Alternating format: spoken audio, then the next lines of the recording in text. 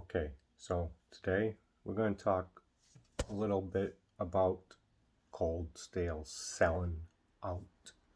They sold out to GSM, which is a company that sells whatever they're doing. They're selling all sorts of outdoor equipment. We're not going to get too far into what they actually sell. It's irrelevant, okay? Now, a lot of you fanboys are coming to the realization that Lynn Thompson produced a video where he apologized for some of the things he's done in the past. Well, now you fanboys, you're coming on to these YouTube channels of yours and saying, oh, he's only doing that at gunpoint. He's only doing that to please the corporation that bought his company. Well, let's start at the beginning. Lynn Thompson was not always an honest man when it came to the business of making knives and axes. In fact, Lynn Thompson has a stack of lawsuits behind him because he, in short, we're just going to say, stole someone else's idea, someone else's invention, someone else's work, and stamped it with the Cold Stale brand, the Cold Stale name. Now, Lynn Thompson, he likes to brag about how great his knives are. And I'm not going to take anything away from the man. He did produce some great knives over the years. Now, a lot of those knives, a lot of them were reproductions of long forgotten knives, like the Chris, long forgotten knife, made hundreds and thousands of years ago. I'm not going to go too far into the history of the Chris. If you've seen it, you know. If you've been ever or are ever considering the Chris, learn your history. Now, another thing is they cry that they're going to take this Pro Light and cheapen it, put it in a blister pack and sell it at Walmart. Well, fanboys, put on your diaper, because according to the Walmart website, you can purchase Cold Stale knives through Walmart, and I guarantee you they will be in a blister pack. Now, the one thing that's always stood out to me about Cold Stale is the Triad lock, which was not Lynn Thompson's baby, but Andrew Dempko's baby. So, in my opinion, from my point of view, Lynn Thompson's ship was going down long before he sold it. I mean, lawsuit after lawsuit for stealing other people's inventions, patents, so on and so forth. And if it was not for the Triad lock, which was an invention of Andrew Dempko, Cold Stale probably would have failed and went down a long time ago. Now, when I first came across Cold Stale, I really wanted to hate them because Andrew Dempko would come out and test his Triad lock against other manufacturers' locks.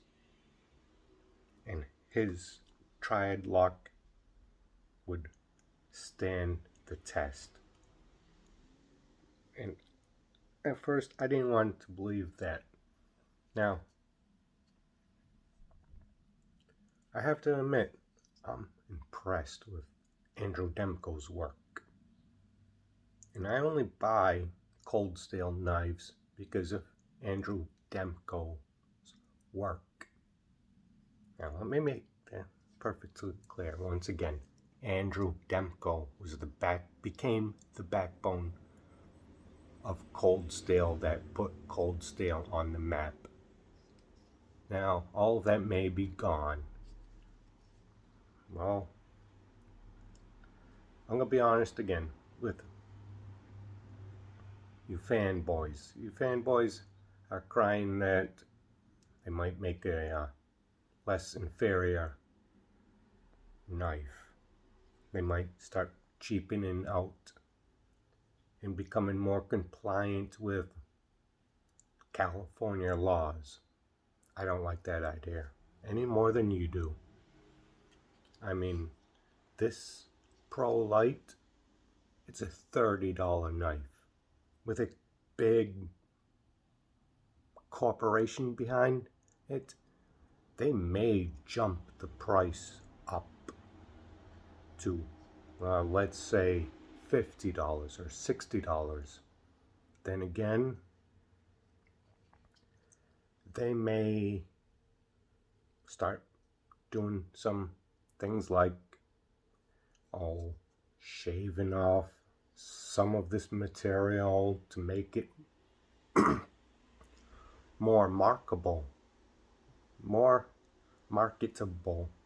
for sale at the $30 price. They may shorten the blade length to a 2.5 inch. They may shorten the blade length to a pointless 1.5 inch knife to make it compliant with California laws. And they may, who knows, they may change the steel from whatever this is, it's some sort of German steel now, to a I don't know, probably a 440 stainless Chinese steel. Yeah, they may make a few extra dollars. They may take away material. And they may even cheapen this $30 knife. They may make this $30 knife a $50 knife. Now,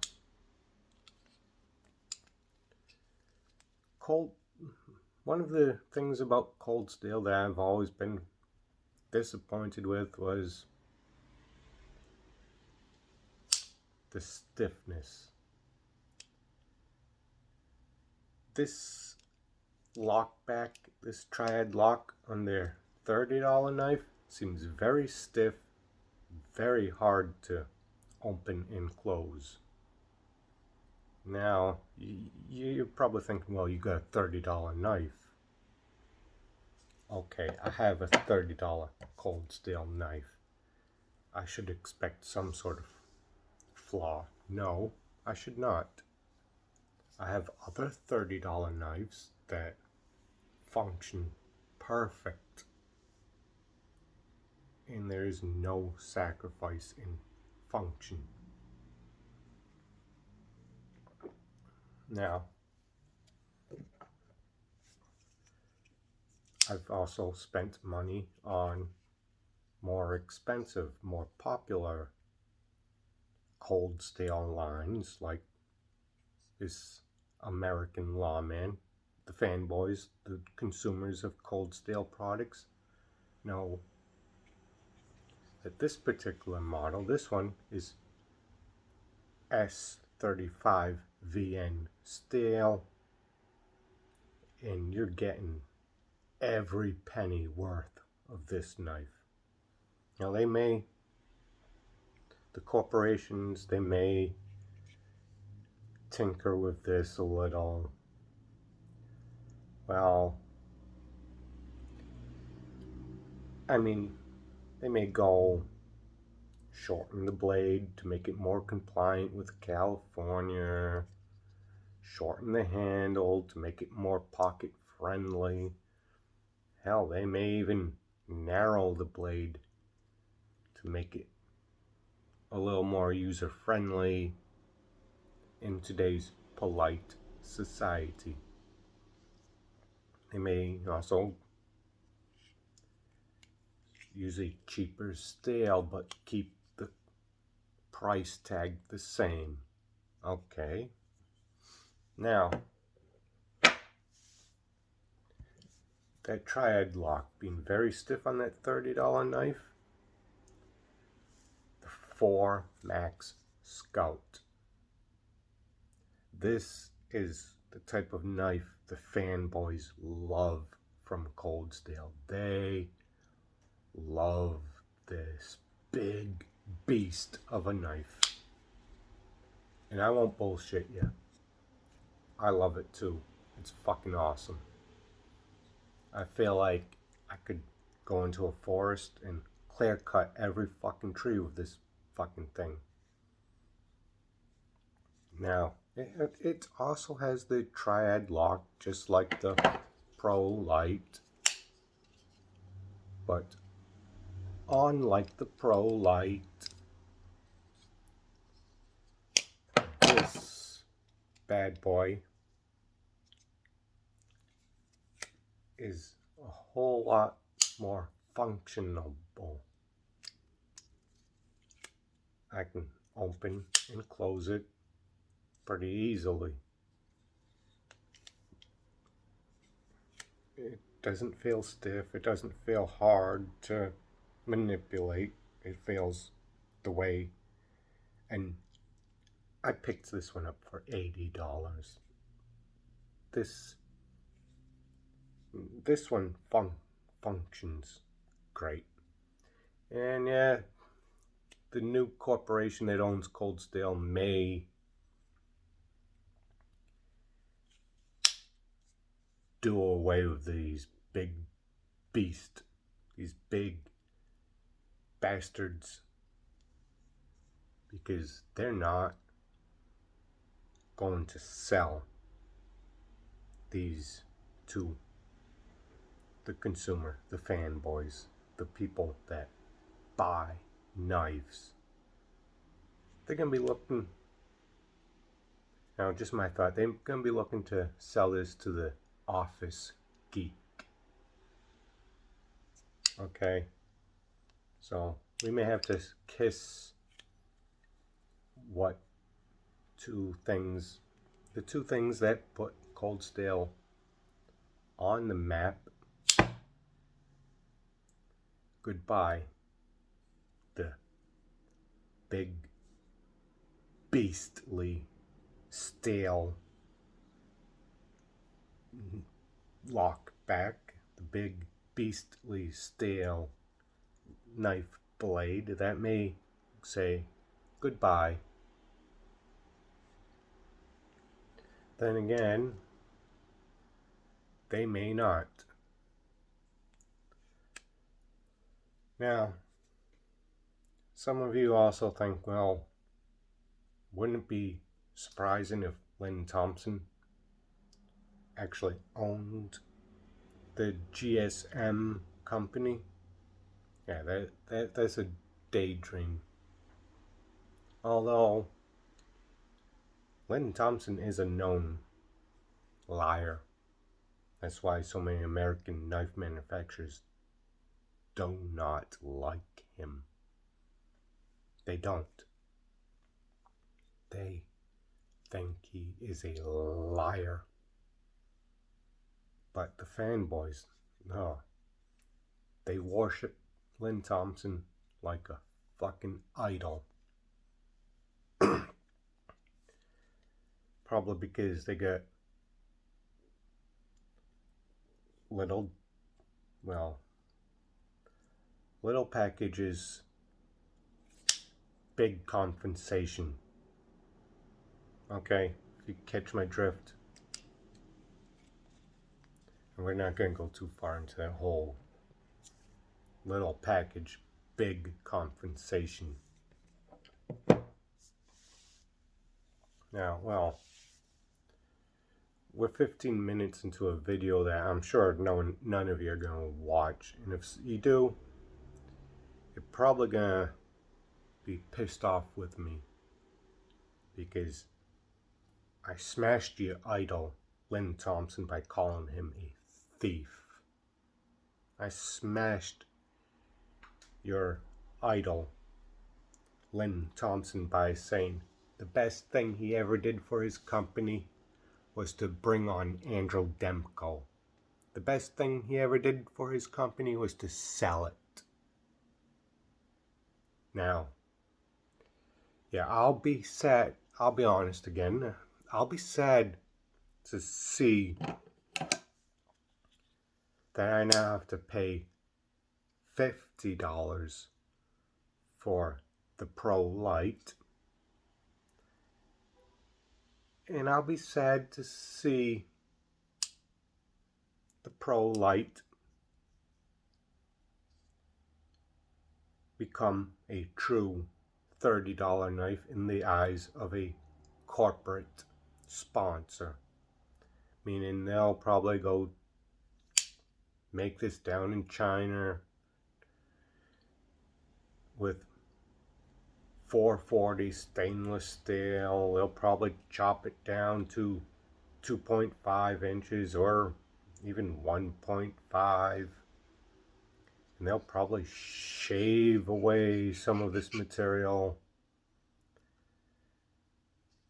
giving it so much goddamn flex, it won't be funny and it won't be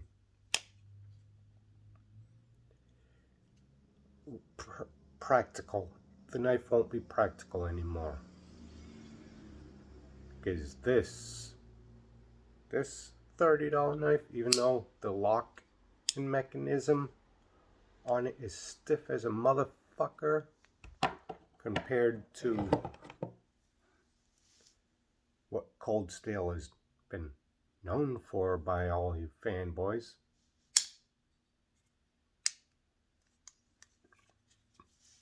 Yeah. Either way, fanboys, enjoy the Cold Steel knives you have, because they may go down in quality. They may go up in cost. They may just stop being a knife worth owning altogether. Who knows where the future of Cold Steel is? I don't. All I can tell you is what I've learned in the past couple of weeks about Lynn Thompson, Andrew Demko, and Cold Steel. And the rest is my opinion, my speculation. Take it for what it's worth. Thank you. Have a nice day.